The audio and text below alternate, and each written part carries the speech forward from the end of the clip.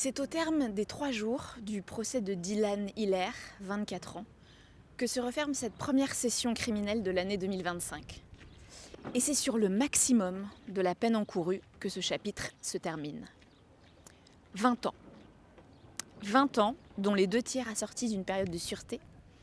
C'est la peine, le quantum maximal, à laquelle Dylan Hiller a été condamné ce vendredi midi.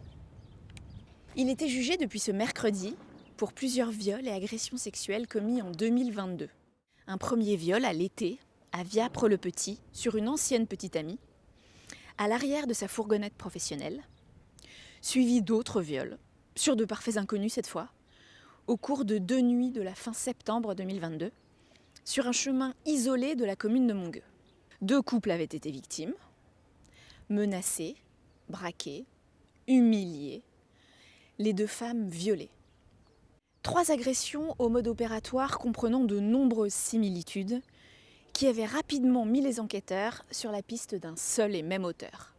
Finalement, Dylan Hiller aura été son propre pire ennemi, n'hésitant pas à balayer les viols pour évoquer des relations consenties, y compris lorsque les victimes pleuraient.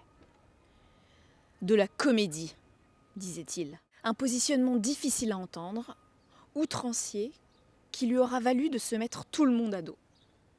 À l'énoncé du verdict par la présidente de la cour criminelle, le jeune homme n'a pas scié. Outre les 20 ans, il a également été condamné à 10 ans de suivi socio-judiciaire, comportant plusieurs obligations, mais aussi à 10 ans d'interdiction de paraître dans le département. Rappelons enfin que l'avocate générale avait requis 18 ans.